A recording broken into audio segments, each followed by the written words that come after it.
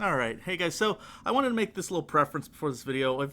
Many of you may have noticed I haven't been putting out many videos lately. I did put out a little statement on my comments thing. I've had a lot going on in my life lately. I've been doing this channel for over 5 years now, and I've been putting out a video every 2 to 3 weeks for years. And I put out 2 videos in the last 5 months or so. It's just there's been a lot going on. I do have many more projects. Hopefully soon I'll get back into the swing of things and I can start maybe hopefully putting out some content again. But I want to make a little preference here because this video is different from my others. A while back I tried to do a side thing called, it was like a podcast almost, where it was like adventure game time, and it was me and my buddy, and we'd play an adventure game, and then we kind of just talk about it, something like that. So we did 3 of them, and then we just didn't do any more. I put out 2 of them. They didn't do very well on the channel, and I've been sitting on this 3rd one, and I kind of feel like I want to put something out there, because it's probably going to be a minute before I get my normal content going again. So I figured I'll just edit what we have here for this 3rd episode, and I'm going to put it out. If you guys like it, you like it. If you don't, you don't. It is what it is. But, this was recorded probably like 4 or 5 years. This was recorded a while ago. I think I had like 700 subscribers at the time. Not that I have a staggering amount now, but I'm just saying it was quite a while ago. So, this is different from my normal content. If you like adventure games, this might be something you want to put on and then go do something else clean, or do something else and just have it running in the background if you'd be interested in, 2 guys rambling about their experiences with a point-and-click adventure game. So that's my little preference here. So I hope you enjoy it. All right, guys. Well, I'm Justin, and I'm here with the Lieutenant. Hello. And this is episode 3 of Adventure Game Time. And since we did the Indiana Jones graphic adventure last time, I figure we'll continue on with that theme. And after that game, we played the pretty famous second Indiana Jones-based adventure game, point-and-click game. That's Indiana Jones and the Fate of Atlantis. And I think it's seen as maybe one of the best adventure games ever made, from what my research. Yeah, it's very highly rated. Yes.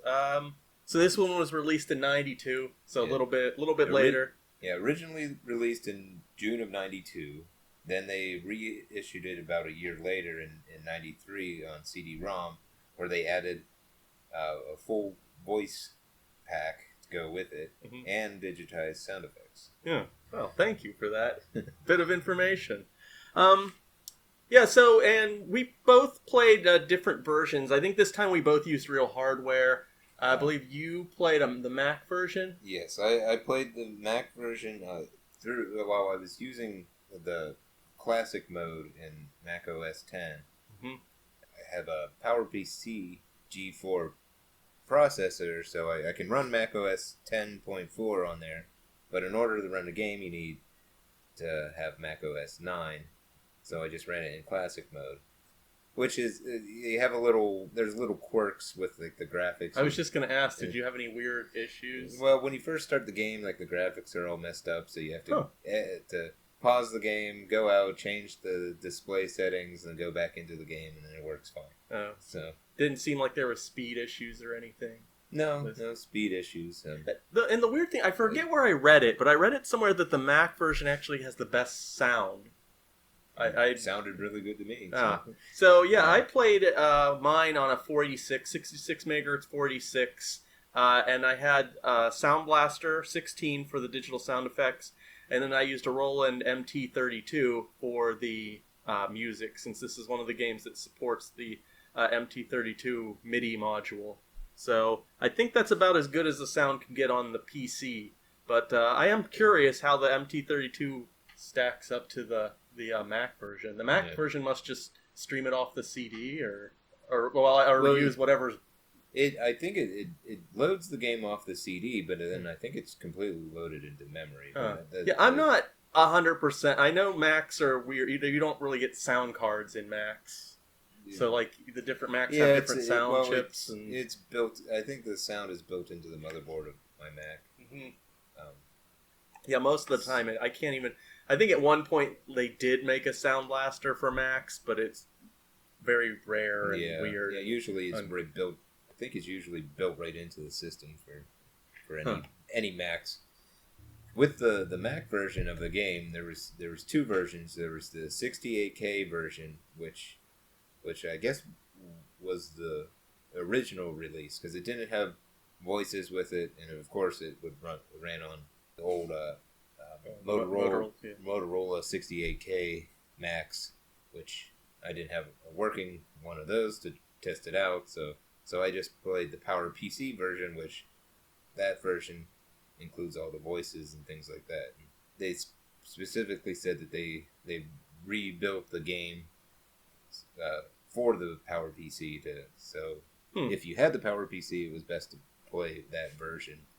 Yeah, I played the CD, the upgraded with the voice, the talkie version on the 486. So, all right, I guess we'll get into it.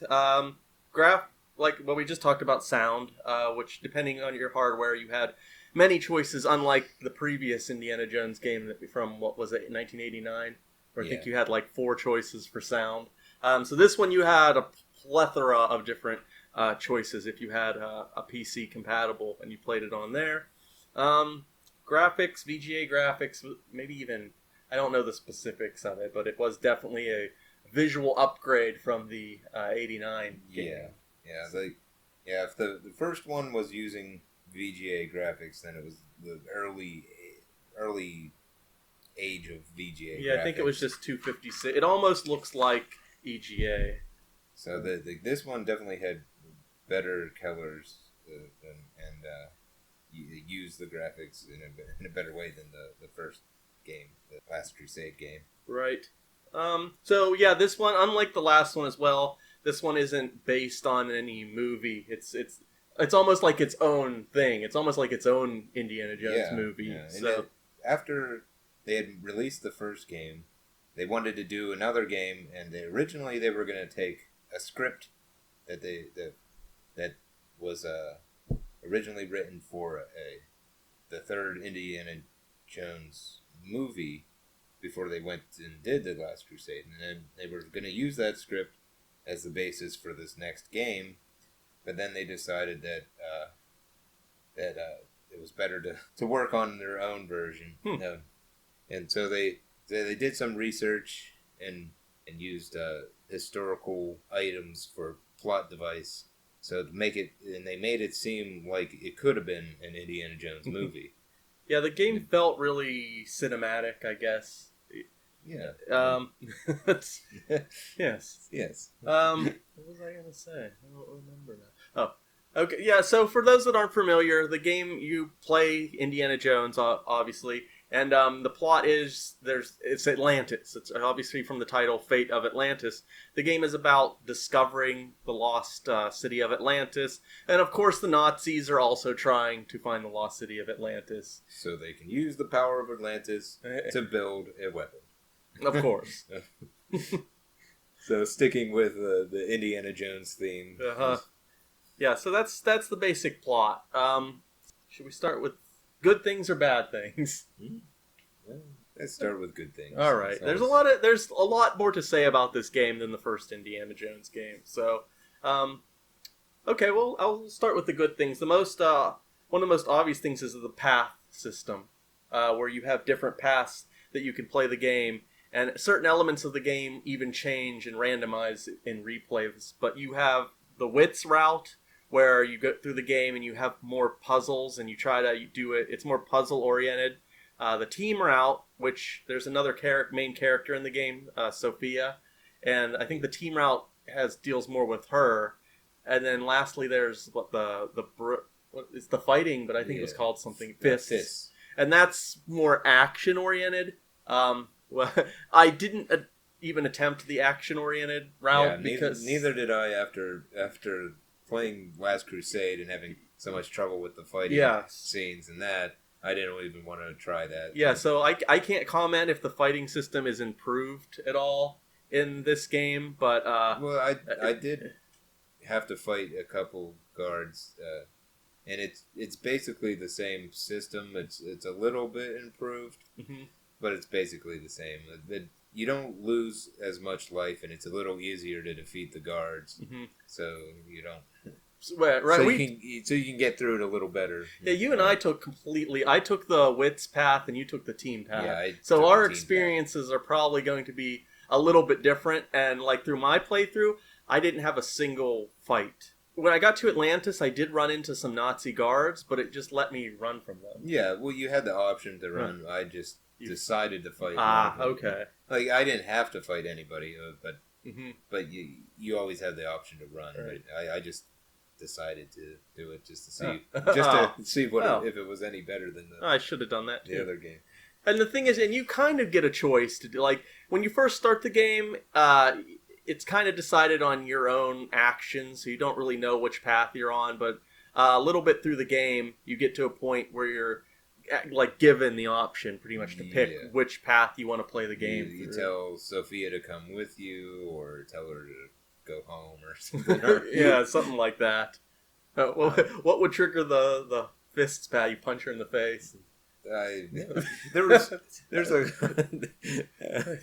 yeah, I think that was it. Yeah. You punch her in the face, and then that starts the fist path. you just beat the crap out of every very Indiana Jones like. Well, he does a lot of fighting in the movies, but it's just that he just turns him into like Rambo. So yeah, where was I? Oh yeah, so like an example is the beginning. Like you're trying to get into this where Sophia is having a presentation, and like you can either like move around some crates and climb up a ladder, and that's the wits path. You can talk the bouncer into letting you in, and that's the team path, or you beat the crap out of him, and that's. Well, I think at the very beginning that all there's. Like in that scenario, there's 3 ways to get past the bouncer at the back door of the theater, and it's not necessarily separate paths at that point. That comes a little bit later. Well, it's a good example of the different ways you can. But there's like 3 different ways. Like you can sneak into the theater, you can talk your way past the guard, or you can just beat the guard up. Yes. Rambo Jones. Or Norris Jones, or Indiana Norris. Anyways, not that dramatic, but yeah, and like I really like how the game like sets things up. I thought the intro was like probably one of the best intros. I mean, it was like an interactive opening credits. Yeah. Where you're looking for some item at the college, and he's like falling through multiple floors, but it later on in the game you go back and revisit all that. Yeah, you have to go back and revisit that where the game had started in order to find the key item. Plato's Diary is that what's there? Plato's Lost Dialogues. Ah, yes. I used to call him Plato. Plato. I always think Plato when I think of Plato. Plato. Oh yes. So yeah, Play-Doh. Yeah, I really like the paths that you can take different paths, and the intro. It adds more replayability to the game. Mm-hmm. Plus, there's how you solve the puzzles is different every time you play the game, because there's some randomness to the puzzles.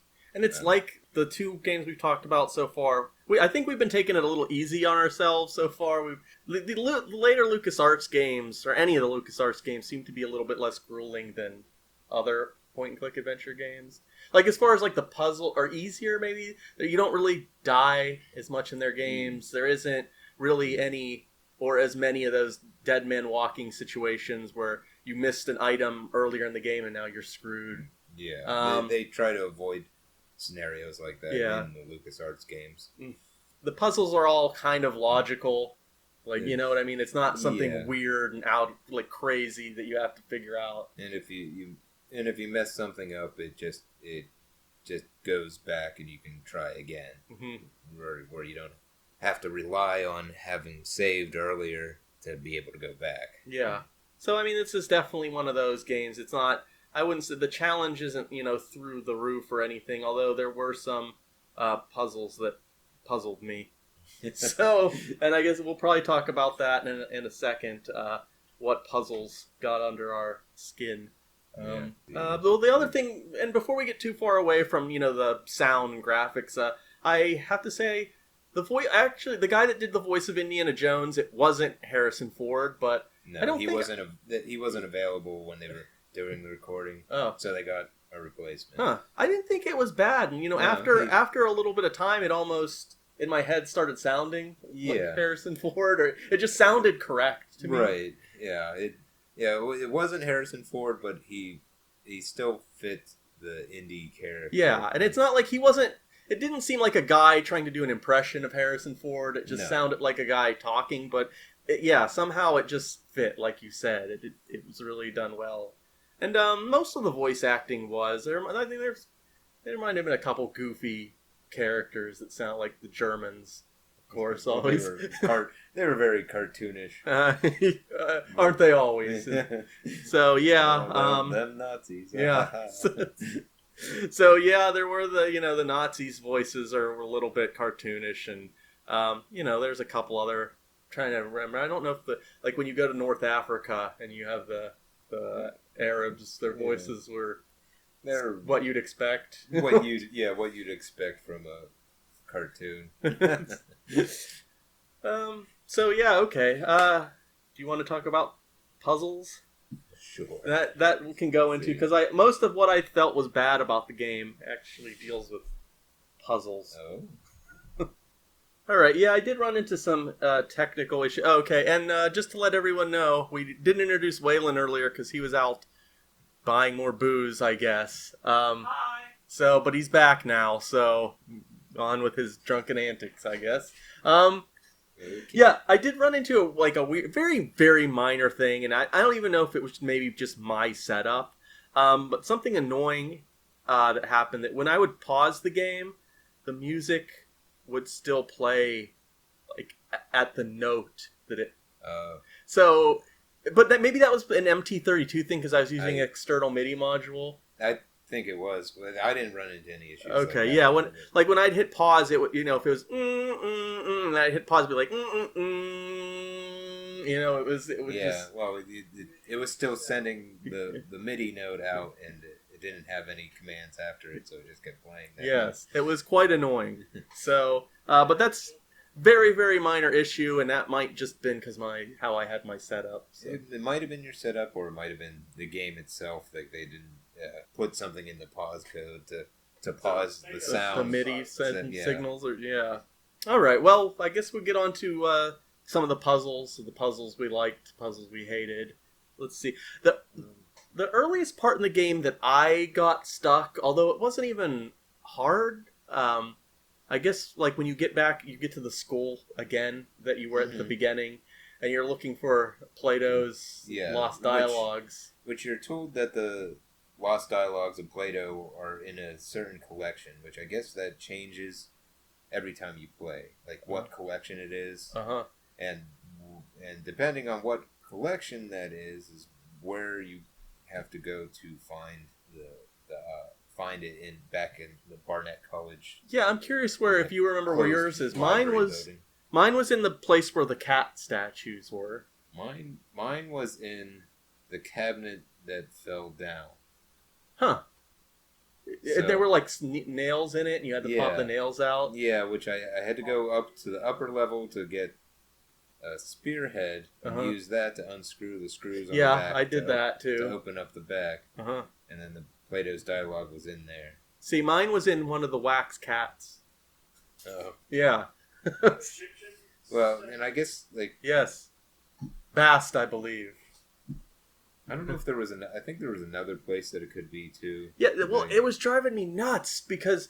Well, the thing that was tripping me up is the gum. I couldn't find the gum. Yeah. Because I guess you have to look at the desk first, and then it appears like, oh, there's gum or something. Yeah, in this game there seemed to be quite a bit of this where you had to look at something first in order to reveal what you were actually looking for. So that's why I was stuck there for so long, because I didn't look at the desk, and so I didn't see the gum there. But like I kept coming across chests, and then I'd open them and they were like empty. And I guess that's probably be another places where the diaries or dialogues may be. I'm guessing. But yeah, it was like, it's like, oh, I found a key, and then I move a thing, and there's a chest. I move a crate, and there's a chest behind it, and it's like, okay, I found it, easy peasy. And then I open it up, and it's empty, and then I'm just like, where do I go now? But in retrospect, I mean, it really isn't. It wasn't hard. I just needed to look a little deeper. Yeah. For me, I went right to the bookcase that fell over, and that just happened to be where it was. So I didn't really get stuck on that puzzle. Which the one thing with this game is that it is that Waylon's phone? That's Waylon's phone. Are you gonna answer your phone? I don't know. Waylon has a flip phone, and the little screen on the front that helps, we usually bring up the number or the caller ID. It doesn't work. So it's like phone roulette with him. So when his phone rings, he has to act. Yeah, he can't tell who's calling, so he has to open it to see who's calling. But when he opens it, it like starts the call. Yeah. So it's like roulette. Who could it be? And it was if you open it to look to see who it is, you're talking to them. Yeah. So anyways. Anyway, so one thing I noticed with this game is that there was a lot of jumping from place to place. You start out at Barnett College at the very beginning. You're looking for this little statue thing that you're supposed to get for this Dr. Smith, who it turns out to be a Nazi SS guy. Shock. As soon as he opened his mouth and I heard his voice, I knew he was a bad guy. Yeah. And then Indiana Jones he's wondering why the Nazis are interested in Atlantis, so he goes to seek out his old colleague Sophia. And she's possessed by the spirit of an Atlantean king, but you don't know at first if I would guess it's heavily implied she really is, because I think that you see his spirit, but Indy doesn't believe it or something. I don't like. It's not as apparent, not that apparent in the beginning of the game. Mm-hmm. She has this necklace that she doesn't really want to take off, but it's not until later in the game that you realize that how much of a hold that this ancient Atlantean god has over her. Anyway, so you go to New York, you find her, and then she says that they should go to their old where they had worked together in Iceland at this dig site. And so they go to Iceland, they talk to the archaeologist that's working there, and he sends them to possible places to find experts in Atlantis and the lost dialogues of Plato. And then so you're hopping from Iceland to the Azore Islands, mm-hmm. and then Costa Rica? to Cao, I think it was Mexico or Central America. Yeah, I think it was in some Central old America. Aztec temple that had something to do with the Atlanteans. Yeah, so you're hopping all around, all over the place, and you have to go back to Iceland again, and then you have to go that back. guy's dead. He froze to death, and I don't. They're so callous about it. They just he's dead. He guess he worked himself to death. Yeah. I guess I felt Indiana Jones was a little cold. That I don't know. I mean, it wasn't a game for it wasn't that bad, but it felt slightly weird. He was just like, well, he's frozen to death. Yeah, little cold for Mr. Jones. Mr. Jones was a little cold. Yeah. And then you get the eel thing. Yeah. Which shows up again later in the game, but at that point I actually forgot what it did. So it took me a while to figure out some of those puzzles. Yeah. But it was obvious. So yeah, for the beginning of the game, you're hopping around from place to place, and you have to get an item here, and then you have to go back to get another item, and so you're popping around a bit to solve puzzles, which... when you get the dialogues, that's kind of when it opens. Is that right? That's when you get the choice. You pick what path you want to take, isn't it? When you have the dialogue? Once you get the dialogues, you're at the school, at the school. That's when you can choose to take the wits path, the team path, or the fist path. Yeah, and just to reiterate, I took the wits path and you took the I team took path. the team path. I almost took the team path. In retrospect, we should have coordinated Yeah. to make sure we didn't pick, but it worked out because we did do separate. Yeah, we did pick separate paths. Apparently, the path I took, and it's true, like Sophia's like barely in the game when you pick the wits path, except for like the very end part. Okay. But well, she is with you in the team path, but she's there. I didn't really find too many places where she was of use, I guess. Oh, she was just kind of there. Oh, but some of the puzzles, like you definitely used her to get through. Like in Algeria, and there's the knife thrower. Or I don't knife thrower. Maybe that part isn't. Maybe things are. I think things are pretty different depending on the path. Did you ride around in the balloon? Yes, but it wasn't in Algeria. There's a part I remember where I went on a roof and it said like hot air balloon rides or something, but it was closed in my playthrough. Oh. And in my playthrough, you do ride in a hot air balloon, but it's later, and that's how you get on the German sub. Oh. So, yeah. Yeah, so maybe the game was significantly different. Yeah, in mine, after you get out of that town, you steal a camel. Okay. And did you do that in yours? No, you go to the shopkeeper, what's his name? Omar Al-Jabbar. Sounds like a basketball player or something. You show him the sunstone was one of the keys to Atlantis, or these like circular discs. Mm-hmm. Oh yeah, I wrote that. The world stones. Those are the kind of puzzles I don't necessarily like where you have to like line things up. And I honestly did the clues to. Okay, so there's these colonies are basically parts of the game, and you have to have these world stones to progress. And as the game goes on, like at first you only need like one of them, and then when you get to line up two of them. And then it's three of them, and you just have to line. And there's hints to how they need to be aligned in the dialogues. Yeah, but the Play-Doh dialogues tells you exactly how to use them. Well, some of them I just did it through brute force.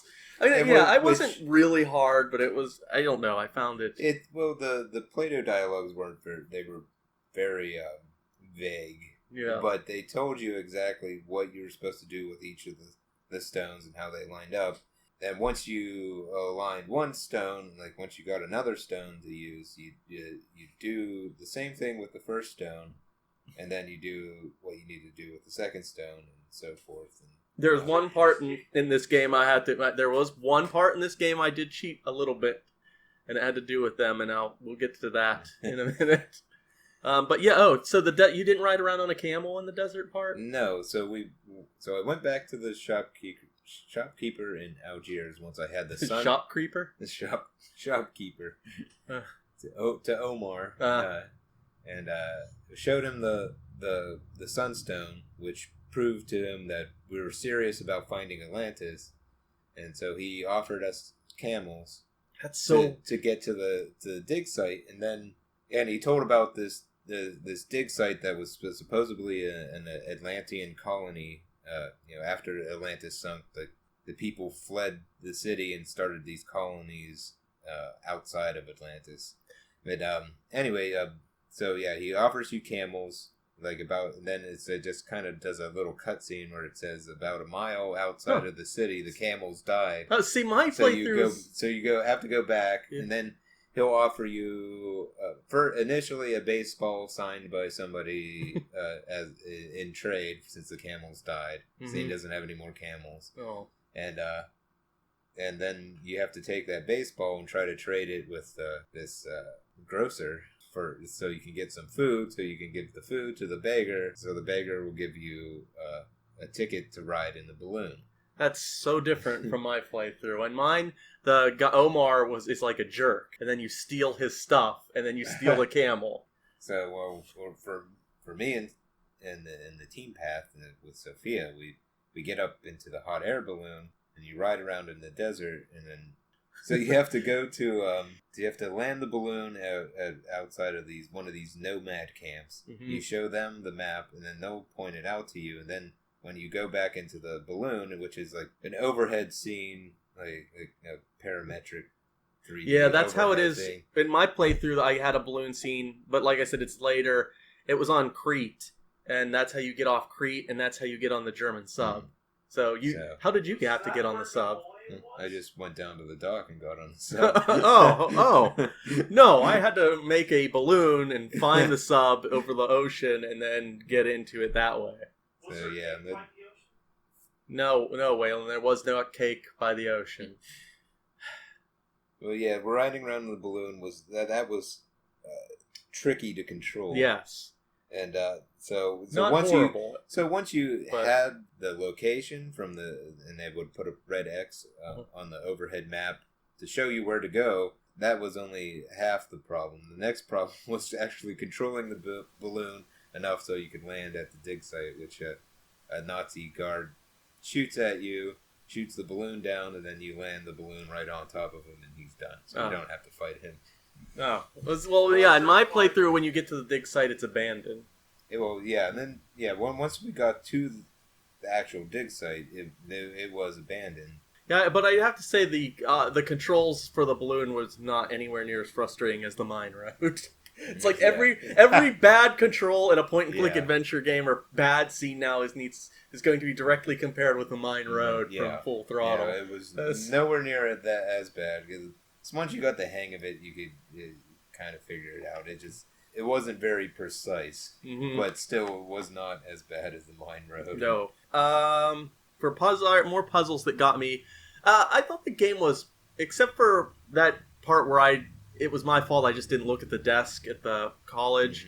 I thought the puzzles were more or less pretty easy. I really felt like, I'm breezing through this. Very logical, made sense. And then, for me, it did get kind of tricky when you finally got to Atlantis itself. It seemed like it stepped up a little bit. Well, the first part that took some time was the labyrinth on Crete.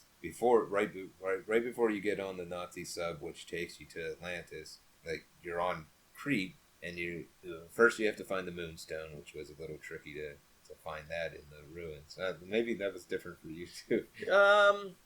Did you get one of the ruins in the car chase? Or one of the stones in the car chase? No, I didn't have a car chase. You didn't have a car chase? No. Okay, it's almost like we're playing completely different games. Wow, I didn't think they were that different. Yeah, apparently, wow, really? Oh, I got one of the stones, world stones, in a car chase in Monte Carlo. You went to Monte Carlo, right? I did go to Monte Carlo, but I got that is where I got the Sunstone from. It was from this guy Trottier. Oh, okay. Yeah. Okay, maybe I'm thinking. I think in your version he gets captured by Nazis. Yes. But in my version, you just have to convince him to get a psychic reading from Sophia. Okay. So he comes up to the hotel room, and then there's two ways you can either have Sophia take control, and she just answers his questions, or you can take a mask, a bedsheet, and a flashlight, and you can turn the lights out, and Indy will dress up as a ghost. Oh, I'm sorry, I missed that. And he scares the guy. He leaves the Sunstone on the table, and that's how you get the Sunstone. Yeah, in mine, he was captured by the Nazis, and you just have this sort of awkward car chase. It's very hard to explain it, but the cars are just like moving around this street grid, and you have to hit the other car, the Nazi car, like head on like 3 times. Yeah, it's a little weird. And then it like spins out, and then you free him, and then he's like, "Oh, I threw the stone out the window. It's at this intersection." And then you just kind of have to go around and find that intersection. Yeah, but I don't remember I didn't have to do that at all. I don't remember having trouble finding the second stone. The second stone I found on Crete, and you go to the ruins there, and there's a surveyor's tool. But then you have to find the correct location to put the surveyor's tool that you line up with this horned statue, and I didn't have to do any of that. And then once you have the Sunstone and the Moonstone, it lets you into the labyrinth below Crete, and there you'll find the World Stone with the guy that was at the temple in Tikal, the English guy, Dr. Sternhardt. You open up this secret door which reveals the World Stone, and he immediately knows what it is, and he takes it and he runs off with it. And then you find his skeleton. You find his corpse, which they're very very nonchalant.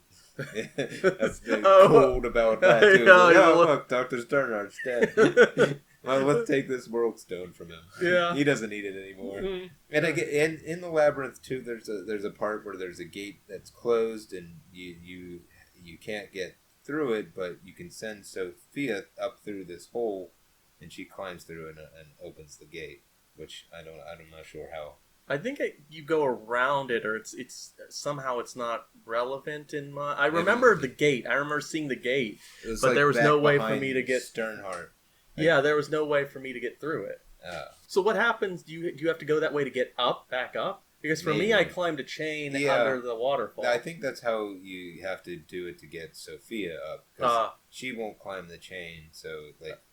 But since you have Sophia with you, she can climb through the hole and open the gate. And then you Okay, both so go. it's you don't. I think that's If it's just you, it doesn't matter. You just climb the chain up. But yeah, the part that got me is when you get to the map room, it's like I think it's the map room, but it's like that little scale model of Atlantis. On Crete in that labyrinth. Yeah, and you put the 3 on there and then do you it. use the 3 stones. Then the Nazis show up. Not with my way through. Well, the Nazis show up. They capture Sophia and they take her to the sub. I just went down to the dock and hopped onto the sub. Oh no, not my playthrough. It's the thing. Well, I figured it out, and I got the statue moves around, and then one of the doors open, but I go through that door, and then there's just like a little bit of cave, and then there's like a skeleton, and there's like 2 pieces of the Ari Corum stuff, whatever it's called, or a calcum. Or a calcum. Which the is like these magic stones from Atlantis. Yes, but then it's like there's nothing. It's a dead end, and I kept thinking like since in the map room there's like multiple doors, I kept thinking that there's multiple ways that you can configure the stones to open the other doors, one of which must lead to Atlantis. So I just got fixated on that, and I kept, but all the time I had opened the correct, and apparently that's where I had to cheat. I didn't want to, but. I guess there's in the one, when you go through that door and there's just a little bit of like cave and it doesn't look like there's anything there, you have to, and I think it's different in your playthrough, but you have to make like an orichalcum detector. It was a string and like a comb. And a comb, and you have to rub a scarf on the comb to give it a static electricity charge, and then it would locate orichalcum. This was just like kind of like a fish medallion that was on a string, and you held it up. I had no fish medallion. I had a comb on a string, and I just couldn't figure out that I just had to like build that and then use it in that spot, and then it would show a secret door. Yeah, and then that really was one of the places that tripped me up. I think that's how we got into the map room, was using the I got into the map room by a little digging machine, and it put orichalcum in it, and it dug a hole for me. I'm trying to remember now. I don't think I did that. The labyrinth was very dark. Did you find the labyrinth very dark? The labyrinth? No. Oh, why did Waylon say that? It was black. Okay. Maybe I'm thinking of a different. There are places in the game that were really Oh, dark, yeah. which I found a little difficult. Like at the dig, Okay, that's what I was talking initially at the dig site, there's no lights on. You have to get the generator. You have to start the generator up before you about. can And see you have to go through anything. all those doors. And you're just kind of clicking around in the dark. Yeah. And then there's another area, which I guess we go. Like when you go into Atlantis. Yeah. After you get out of the labyrinth, then you get onto the Nazi sub, which I guess you have to take. You took a balloon ride. Yes, I took a balloon ride to the sub, and which wasn't submerged, just sailing around, just floating Yeah. around. It was more like a boat. Yeah. And, well, I just ran down to the dock and jumped on board. Huh. Easy for you. So climb in there. You punch the captain, knock him out, and then you sort of take control of the boat. At least for me, I went onto the intercom and told all the sailors to go to one side of the boat or another. And different for me. So that they were all out of my way, and then I just pretty much walked around the sub freely. Oh. No, in my playthrough, I took a sailor, like an officer's uniform, but I didn't go on the intercom or anything. And that's where I got one of the stones, the second stone, I think. Well, it was in a safe on the sub. I had to get the stones back. I had all 3 stones, and then when the Nazis took Sophia, they also took the stones. So I had to go rescue Sophia and get the stones, and then take control of the sub and commandeer it. I had to give a sandwich to a guy. Oh. But I did have to get into the safe to get to the stones, which you needed to get battery acid. I didn't get battery acid. No? No. So I had to collect battery acid, pour it onto the safe, get into the safe, get the stones. I forget how I opened it, but I think I just found the combination or something. I just had to make the guard go away. Maybe it wasn't even locked. It was locked for me, and it wasn't a puzzle, so you just had to break it open with the battery acid. Then I found it a little tricky to drive the sub once I got all the controls. Like I had to. You got to drive the sub? Yeah. Huh. You didn't drive the sub? No, I just did what I had to do, and then I torpedoed myself out of it. Oh. I got into the torpedo tubes and fired myself out. Well, I had to drive the sub and drove it into the entrance to Atlantis, which was a little tricky because it's kind of a side view, but it had depth to it, and you had to align the sub so it would just drive right into that is this hole. Completely different. I had to turn the sub and kind of back it in. It was That's weird. really weird. I got to Atlantis by finding an Atlantean subway tunnel and getting on an Atlantean subway train, and then it just took me there. Huh. And then it rammed into the side of where you go in, and it's initially dark. You get the little flashlight. That's thing. where the sub just pulled up there. Oh, and then then Sophia gets captured again. And so I'm stumbling around in the dark again, and then you find this Atlantean flashlight, which you feed it an orichalcum bead, and it lights up, and you can see again. Yeah, this is and about one thing that I did. Well, there you have to use the stones again to open the entrance to Atlantis, and at first I had left the ladder and the stones there. Yeah, me too. Me too, and then because I didn't think you would need the stones again because they were supposed to be the keys to get you into Atlantis. But apparently they're used all the way up till the end. Yeah, that's yes. And at least earlier he'd be like, I don't know if it was, but if you tried to leave them, Indy would be like, well, I better not leave these, and he would go pick them up. But he didn't do that. He didn't do that there. So it's like, I guess I don't need them anymore. And there's no reason why you would think you would need to take a ladder with you. Yeah.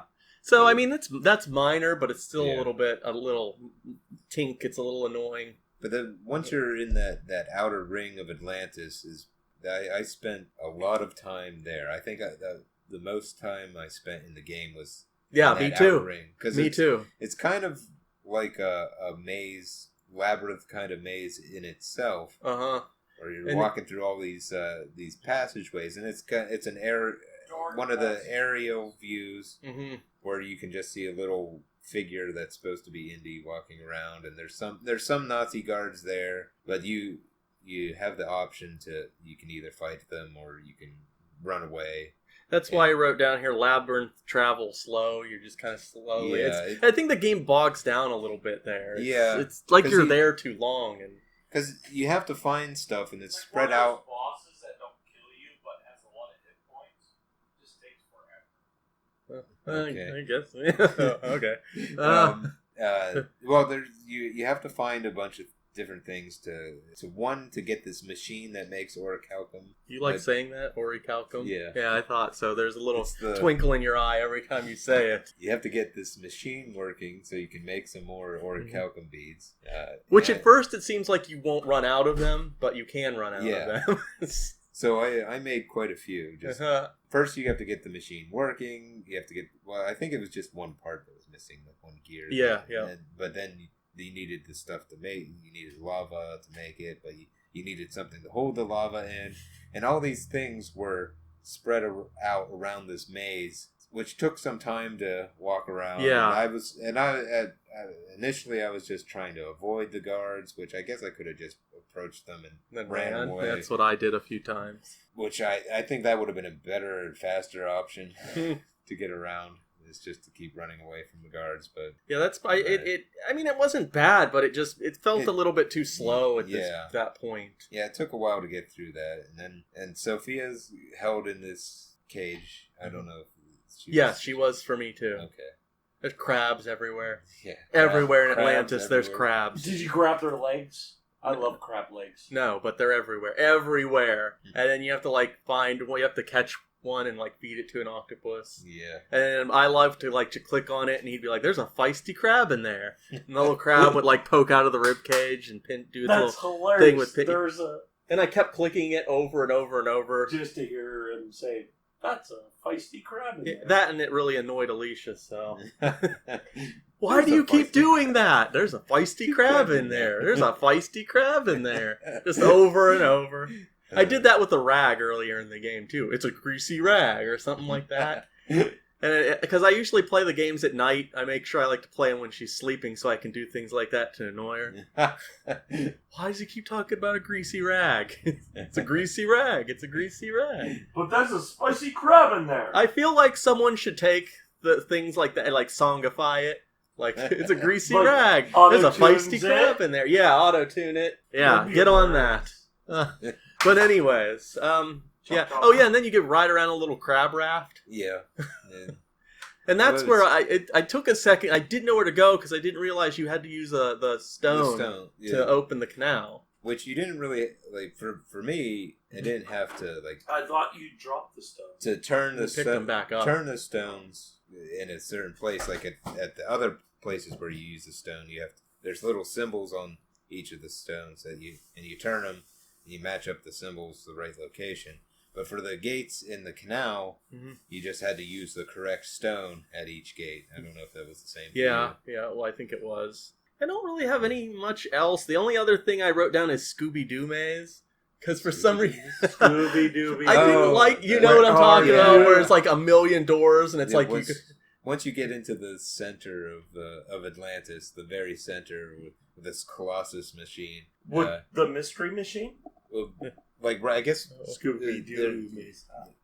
there's all these doorways, and like you would walk into a doorway at the top of the screen, you'd end up at the bottom, and you had to figure out it's like which trial door. and error. Yeah, that's all. I just That's what I do the same. And I mean, it's not hard. It maybe took me 5 or 10 minutes to get through it, but for some reason, those things really annoy me. I don't like it. I just call them Scooby-Doo mazes because, like, you know how they go into one door on one side of the hall and then they pop out on another door on the opposite hall. That's what I think of, and it was just like that. It's almost it was just like filler almost. I don't know. It was just. I didn't care for that, but that's super minor. Yeah, It was real quick to get through. It wasn't especially hard. It's just I don't know.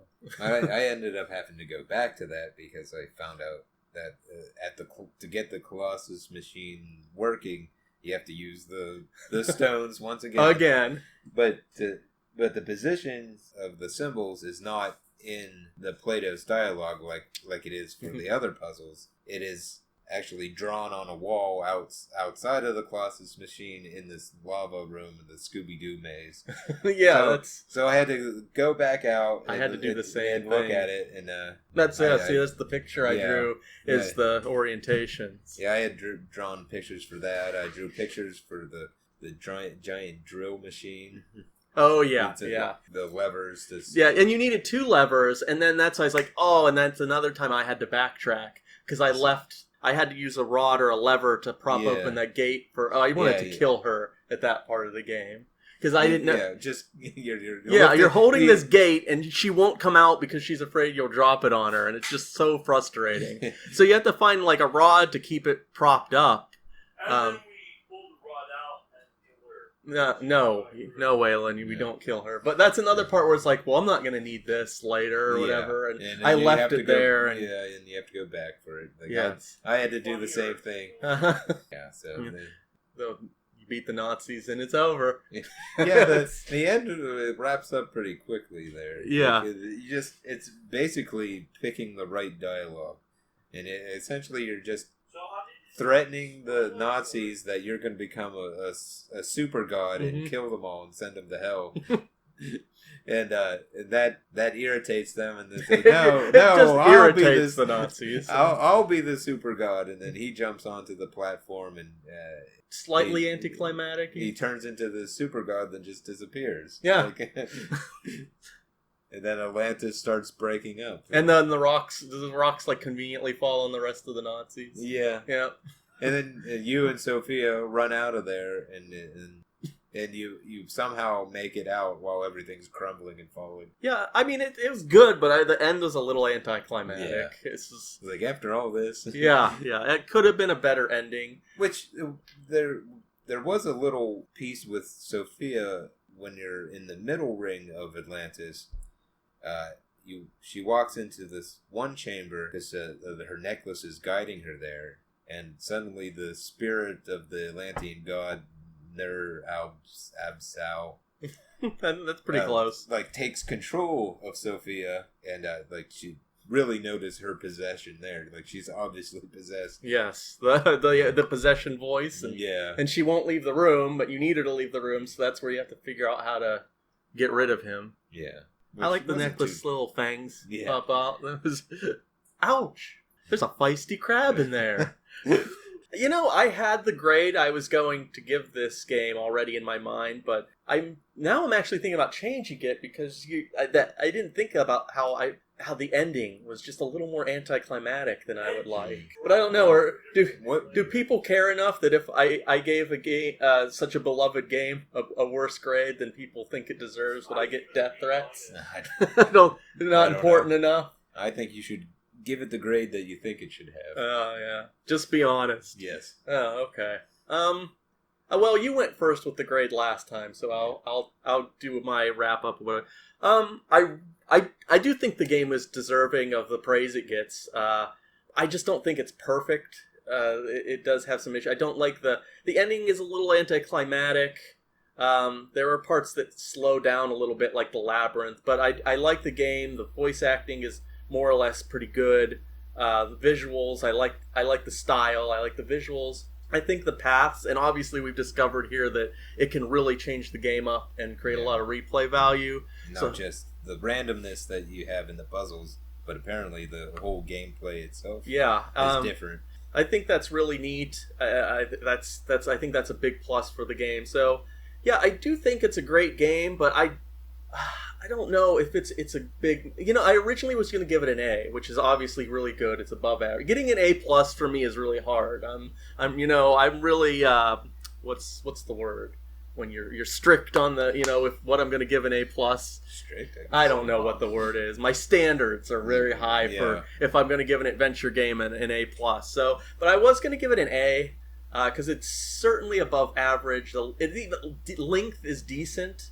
Even being kind of on the easier side of adventure games, even like breezing through it, it's still worth it for the visuals, the good story. What the hell was I talking about?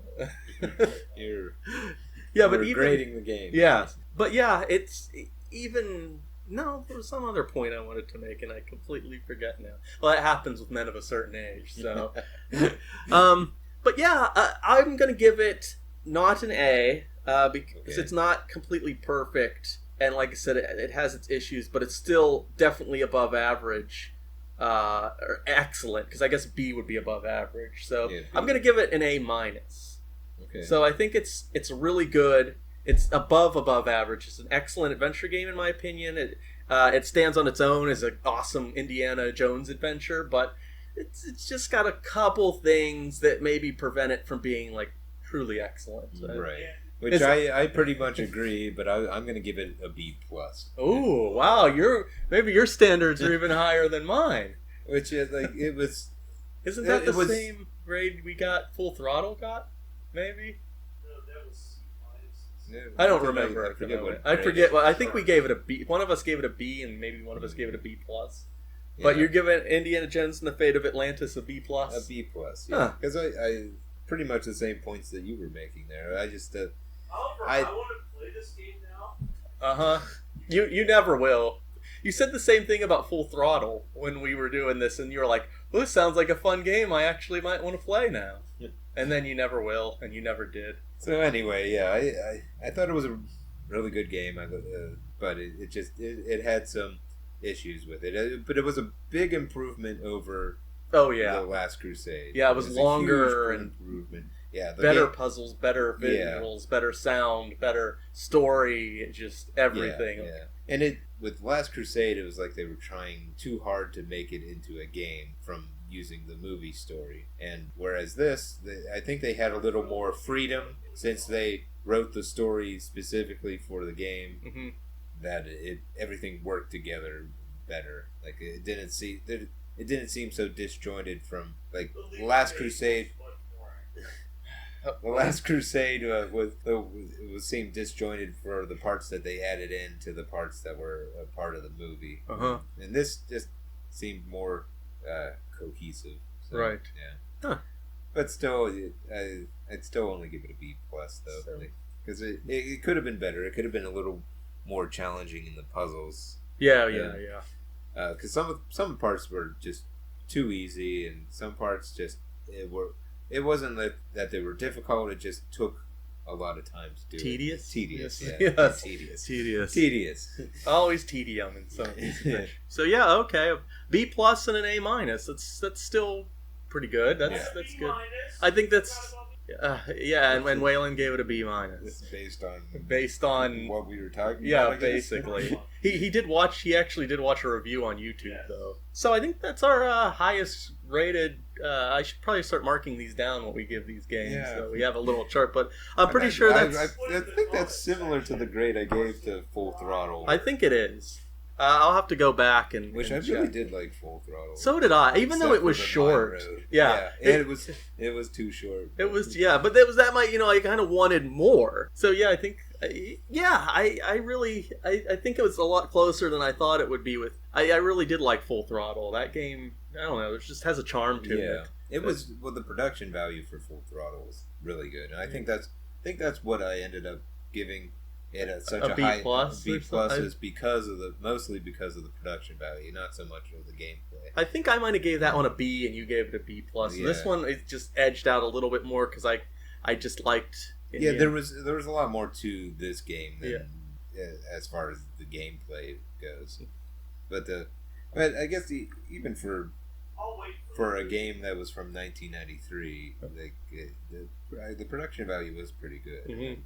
But when you have the full force of Skywalker Ranch working behind you, you can add a little more production value than what you would get from other game companies. I do have to say though that Fate of Atlantis did have one big thing that Full Throttle didn't have. What's that? There's a feisty crab in there. It didn't have the bunnies though. Full Throttle had. It did not have the bunnies, but All it did right. have a feisty crab. Yeah, in there. All right. Well, thanks for joining us again as the third episode of Adventure Game Time. I'm shocked we've actually managed to get to a third episode. Hopefully, I would like to do a fourth episode. We'll have to figure out maybe something a little more, maybe not a LucasArts title for once. Yeah. Maybe mix it up a little bit. There's that one game you sent me on Steam, like a. Waylon, when we talk, it just sounds like a mess. The comrades, Red Comrades, save which is a newer adventure game. Yeah, like is it an indie title? I don't know. I think so. I don't even. It came out in it's Russian. I think the guy that did it's Russian, but I don't think it's as new as we think. I think it came out. I want to say it might have actually came out in the 90s, but I could be wrong, or even early 2000. But I don't think it got a physical release. I don't know. It's confusing, and I'll have to look into that. Yeah, I'd like to look into that. Or we could go to my favorite game company that made adventure games and go to a Sierra game. Look, I love Sierra games, but they scare me a little bit. It might take a little longer to play through those than it would other ones. Yeah. Well, we'll figure something out. The thing that scares the hell out of me the most about adventure games are those. I would call them this, but I think that might be what they're called, is like the dead man walking thing, where you forget an item at the beginning of the game and then you don't have it and you can't go back and you're screwed. And it's like if you don't have an earlier save, you're screwed. Yeah. I hate those situations because then I'm just paranoid. I don't want to leave an area. I just gotta gotta make sure everything. Gotta collect all items. Yeah, I gotta catch them all. All right. Well, if you guys enjoyed this video, or if you didn't, let us know in the comments. Please. Yeah, and Waylon won't read them. So if you want to say mean things about him, it won't fall on deaf ears because I'll read it. But if Waylon won't read it, so if whatever you want to do. Yeah, no, he won't. He's not even subscribed. He's my best friend, and he's not even subscribed to my channel. Right. It's okay. So yeah, or suggestions, game suggestions. I want to see more interaction in the comments. So I love I'd actually rather have less subscribers and more interaction in the comment section. Although it's just, but still subscribe. But yeah, okay. Well, that's about it. So I know you won't. All right. Well, I guess that's it for this. So we'll see. Hopefully, at some point in episode 4 of Adventure Game Time. So this is Anthony, and this is Justin. And I'm Waylon. And see you next time. Well, won't seeing you. You'll be listening to us, and we won't see you next time Next- on Adventure Game Time.